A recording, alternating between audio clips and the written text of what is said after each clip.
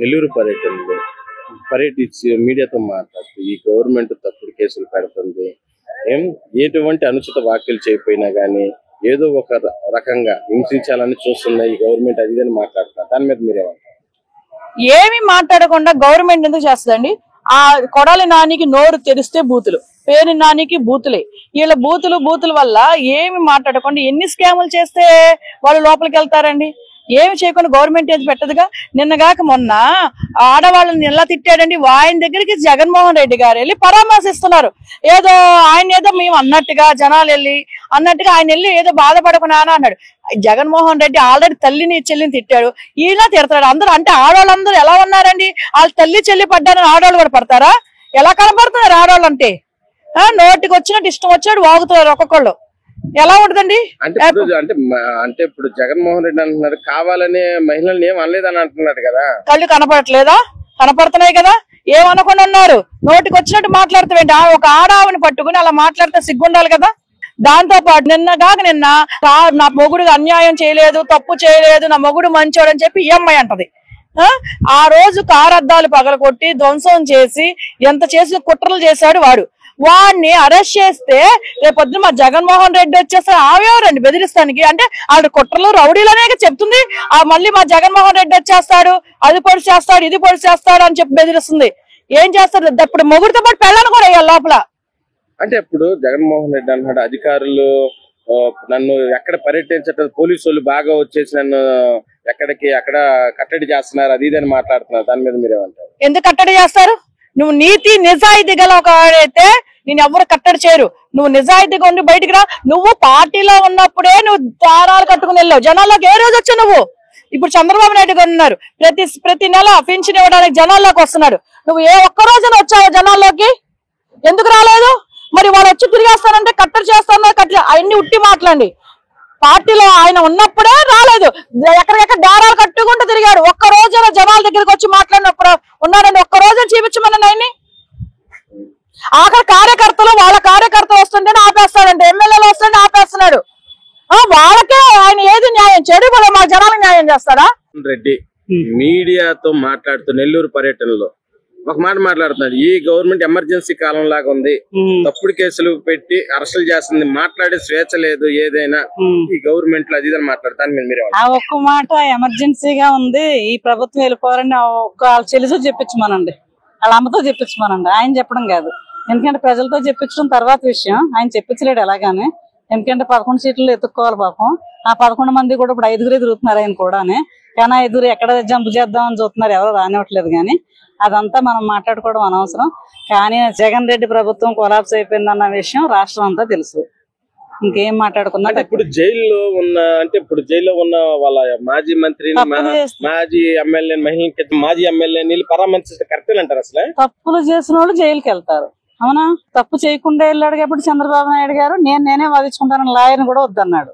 తప్పులు చేశారు కాబట్టి పాపం వాళ్ళు ఏడుతున్నారు కాబట్టి రేపు పొద్దున్న ఆడొచ్చి వీడికి సపోర్ట్ చేయడేమో అని నేను పరిగెత్తుతున్నాడేమో. కానీ తప్పులు చేసిన వాళ్ళకి శిక్ష తప్పదనే మాట ఆయన చెప్పుకుంటే ప్రజల్లో కూడా గొప్పగా మిగులుడేమో అని మేము మాలాంటి వాళ్ళు అనుకుంటున్నాం. ఎందుకంటే తప్పులు చేసిన వాళ్ళు శిక్షలు వద్దని చెప్పి వాళ్ళని పరామర్శించి వాళ్ళ సపోర్ట్ చేస్తున్నావంటే నువ్వే గొయ్యితో వేసుకున్నావు కదా స్వామి. మేము అది కదా అసలు. అంటే ఇప్పుడు జగన్మోహన్ రెడ్డి అన్నాడు నన్ను పోలీసులు ఎక్కువ మంది పెట్టి జనాల్లోకి వెళ్ళకుండా నన్ను చేస్తున్నారు, అది మాట్లాడుతున్నారు. పోలీసులే నీ వ్యవస్థ. పోలీసు నువ్వు పోలీసు కింద చేసేస్తారు.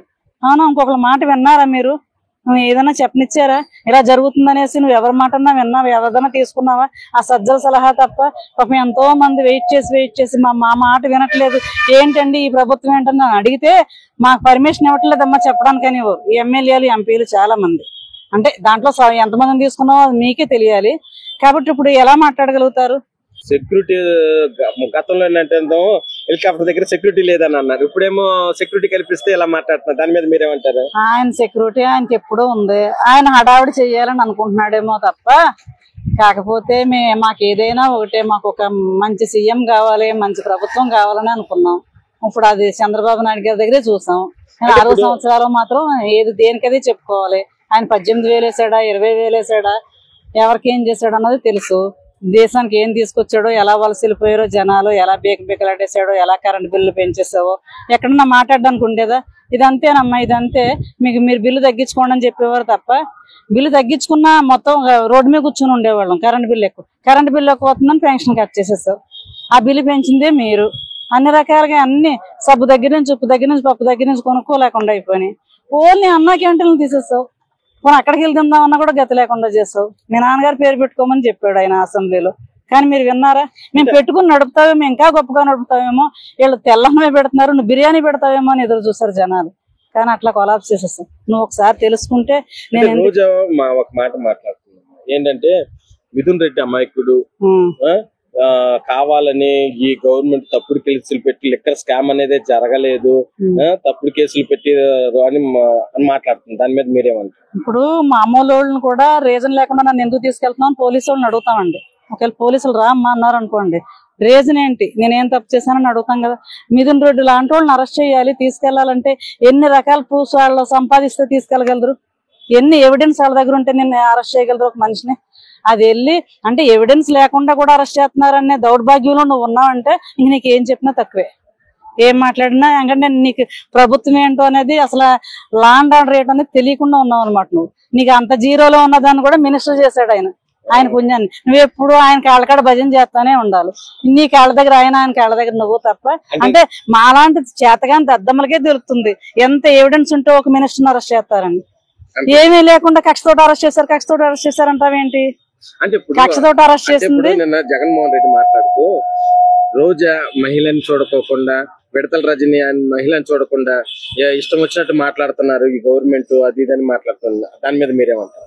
విడుదల రజనీ గారి కంటే ఎంత ఎక్కువ మాట్లాడిందండి రోజా రోత మాటలు అసలు విన్నారా? ఏంటంటే ఆడదాని నుంచి నోటి నుంచి వచ్చే మాటలేనా? ఒకవేళ వస్తాయి ఏంటంటే మాలాంటి వాళ్ళు, చదువు లేని వాళ్ళమే, పబ్లిక్ లో లేని వాళ్ళు మాట్లాడితే మాట్లాడొచ్చేమో కోపంలోని. ఒక మినిస్టర్ పదవిలో ఉండి నువ్వేం మాట్లాడావు, ఎలా చూపించావు, నీ బాడీ లాంగ్వేజ్ ఎలా చూపించావు? నీకు సిగ్గు అనిపించలేదా? అది తప్పని తెలియదా? ఒకసారి వీడియో చూసుకో, అది ఇది పెడతా ఉంటారు, యూట్యూబ్ లో వస్తా ఉంటాయి. ఎంత రోతగా మాట్లాడావు, ఈ మాట ఎప్పుడేం లేదు ఇప్పుడు అంటున్నావు అనేసి మేమే ఆశ్చర్యపోతున్నాం. అందుకని తల్లి నీకు దండం పెడతాము, నువ్వు ఈ ఆంధ్రలో ఉండకు.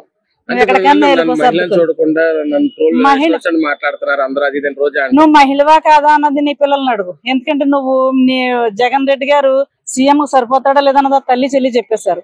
అలా నీ పిల్లల్ని అడుగు. నేను ఇలా చేశాను, ఇలా చూపించాను, పవన్ కళ్యాణ్ ఇలాగన్నాను, ఒరే అన్నాను. ఒక 15 సంవత్సరాలు సీఎం అయ్యి ఆయన నాకు జీవితం ఇస్తే, ఆయన దాంట్లో పదవి ఇచ్చి నన్ను నుంచోబెడితే, నేను గెలిస్తే కూడా నేను అక్కడ కొట్టేసి వాళ్ళని తిట్టేసి వాళ్ళ మీద బూడిద జల్లేసి వాళ్ళని ఇష్టం వచ్చినట్టు మాట్లాడి ఆడు ఈడు అంటున్నాను.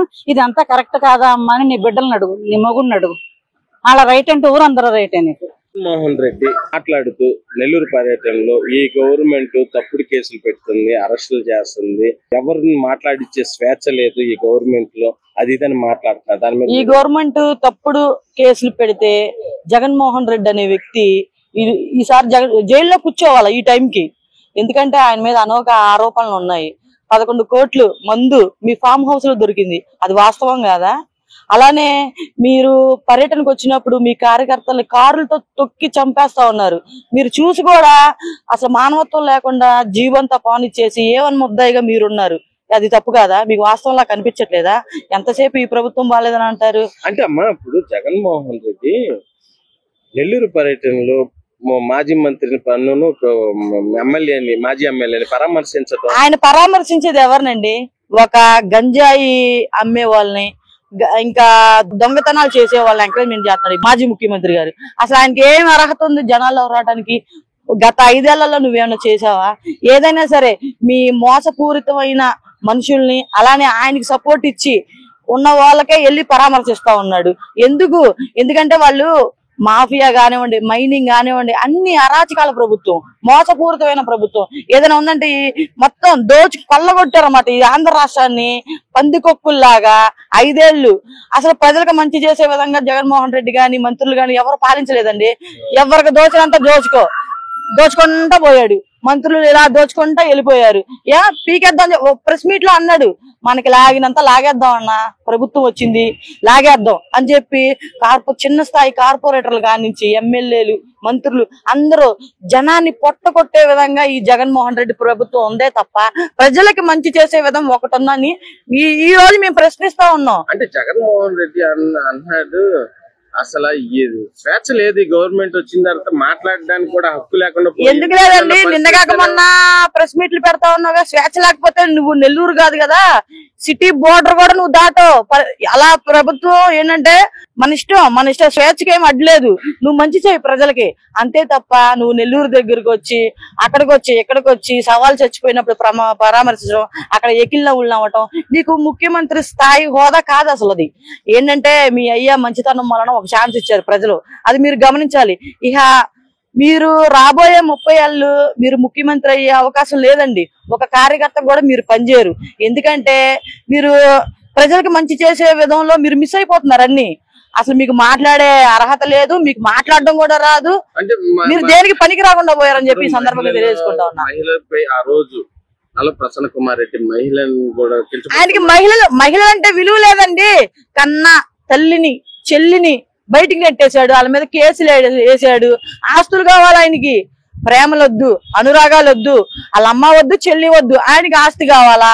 శుభ్రంగా ఫామ్ హౌస్ కి వెళ్ళి బెడ్ మీద పరుచుకుని హ్యాపీగా పడుకుంటాడు. బంగారు బాత్రూమ్లు కావాలి, బంగారు పల్లెలు కావాలి, బంగారు ఫ్యాన్లు కావాలి. ఆయనకి అంతా అదే మొత్తం సైకో మైండ్, మనీ మెంటాలిటీ ఏం లేదు ఇక్కడ. మాట అంటాను నెల్లూరులో నేను పర్యటిస్తుంటే పర్యటనకు రాకోకుండా గోతులు తవ్వేశారు అన్ని చోట్ల, అది ఇదని మాట్లాడుతున్నారు. బాబా గోతులు కాదు, నువ్వు గతం మర్చిపోయి మాట్లాడుతా ఉన్నావు. పీటలు లాగిన రోజులున్నాయి, మైకులు లాగిన రోజులున్నాయి, అసలు పర్మిషన్ ఇవ్వని రోజులు ఉన్నాయి నీకు. ఇంకా వీళ్ళు ఇంకా నిన్ను రోడ్డు మీద తిరుగుతా ఉన్నారు. ఎందుకు? ఏదో అతడు చిన్నపిల్లడు చేసుకుంటా ఉన్నాడు, 11 సీట్లు కదా ఏదో చేసుకుంటాడులే అని చెప్పేసి వదిలేశారు వీళ్ళు. నిన్ను అయితే వదిలిపెట్టరండి. ఎందుకంటే మేము కోరుకుంటాను అవినీతి మీద ఎన్నైతే ఆరోపణలు ఉన్నాయో జగన్మోహన్ రెడ్డి మీద అన్ని లెక్కలు తీస్తాం.